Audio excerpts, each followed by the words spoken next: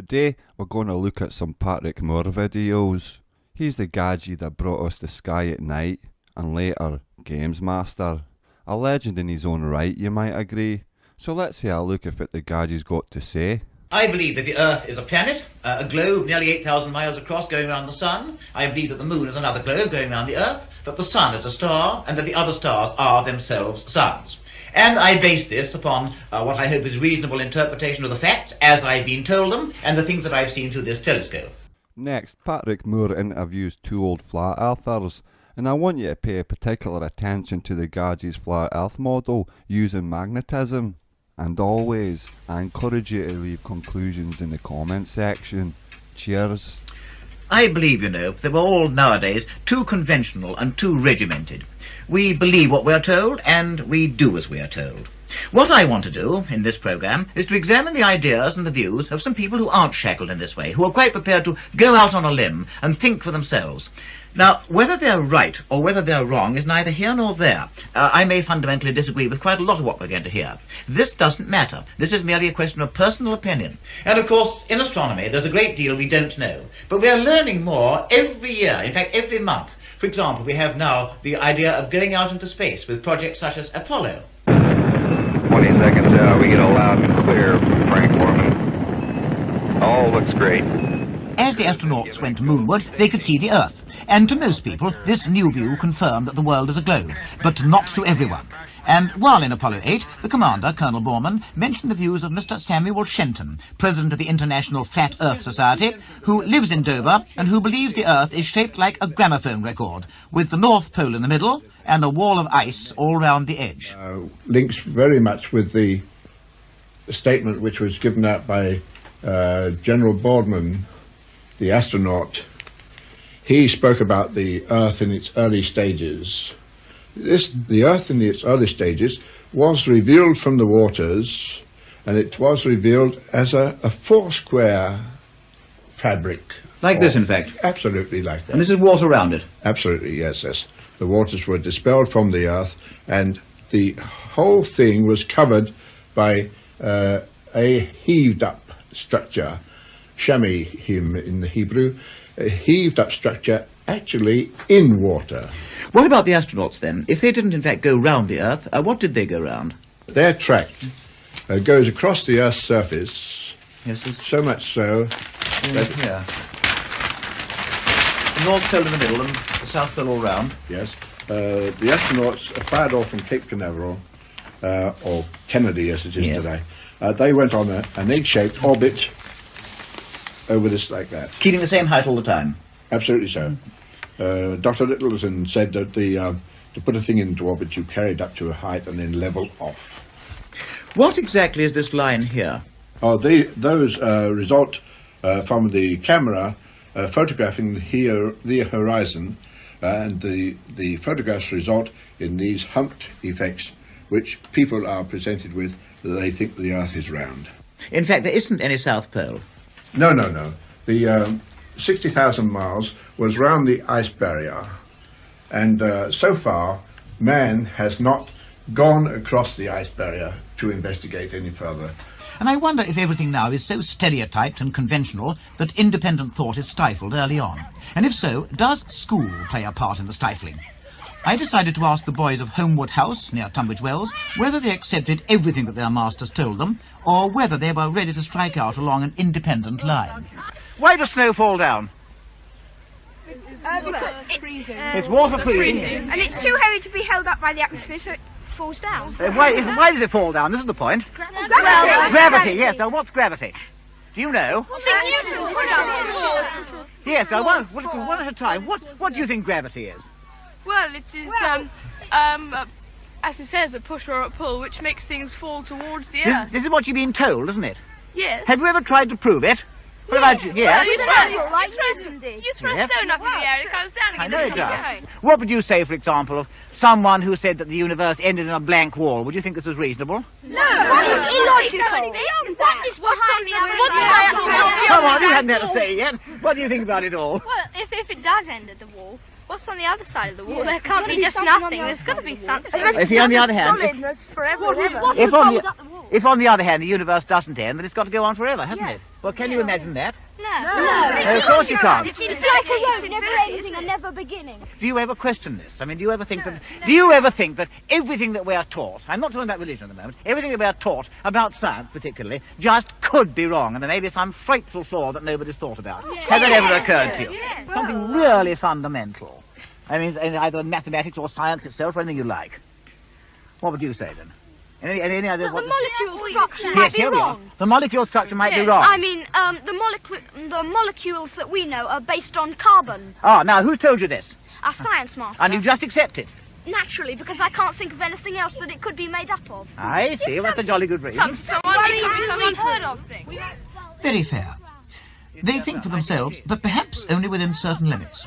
We must accept some things, I know that, but there's a danger that we're going to turn into regimented sheep if we accept too much. Or have we already done it? And I very much fear that I'm one of these sheep already. I've become ultra-conventional. I believe that the Earth is a planet, a globe nearly 8,000 miles across going around the Sun. I believe that the Moon is another globe going around the Earth, that the Sun is a star, and that the other stars are themselves suns.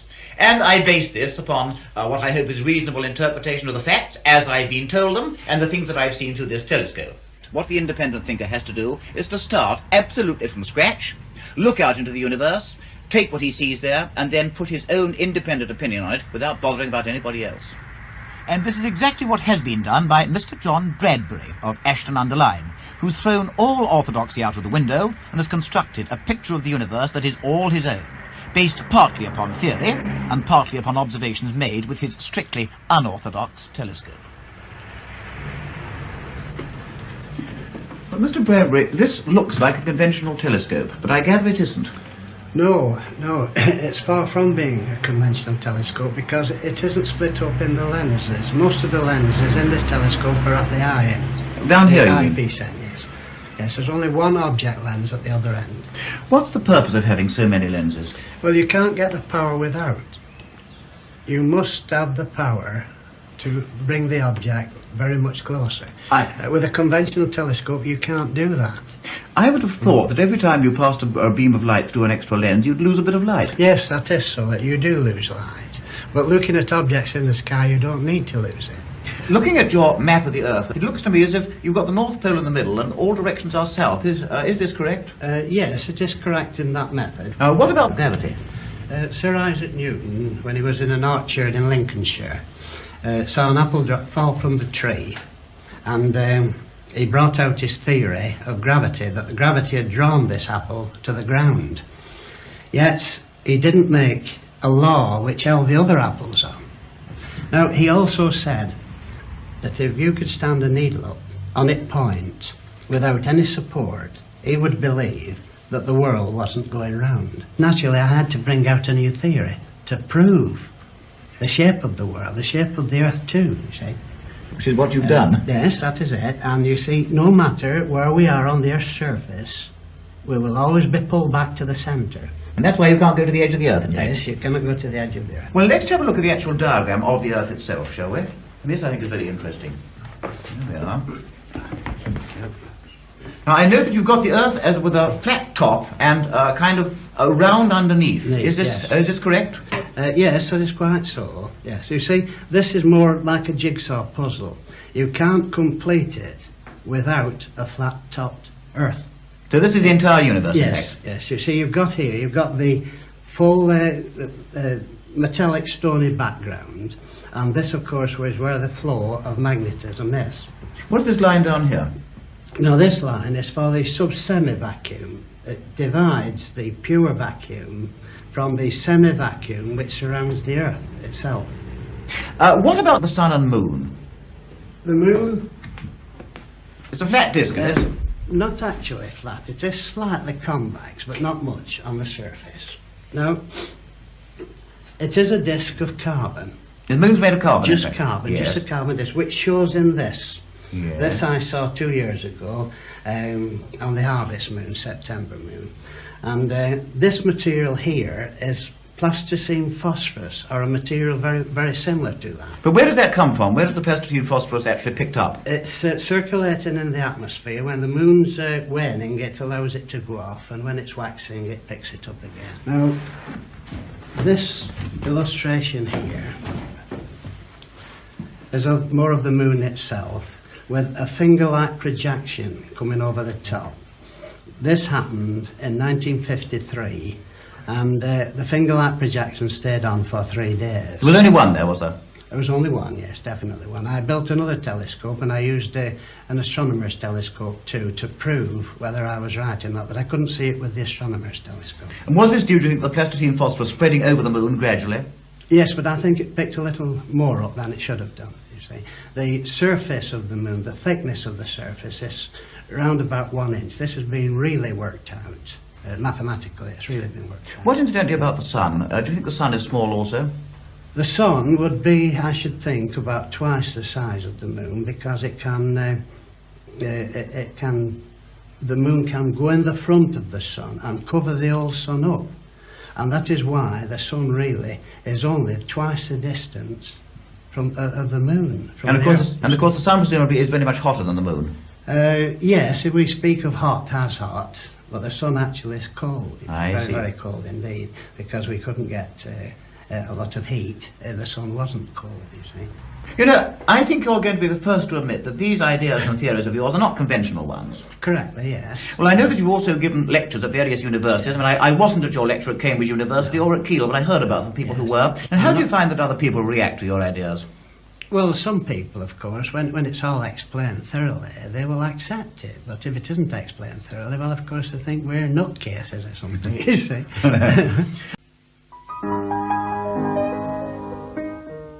Well, Mr. Bradbury hasn't yet started his photographic experiments, but when he does so, I am sure that the results will be truly remarkable. Let me concede that I don't pretend to agree with his theories, but I have the greatest admiration for him as a man who's had the moral courage to break clean away from every semblance of conventionality, strike out for himself, and lecture publicly about it with no fear of ridicule or scorn. To me, Mr. Bradbury is the supreme example of the independent thinker.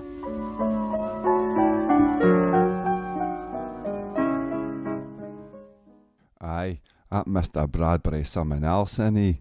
Some terrific ideas he's got here about the flat earth. So, I've left some links in the comment section to get some flat earth maps and other stuff. Aye, and thanks for listening. Cheers.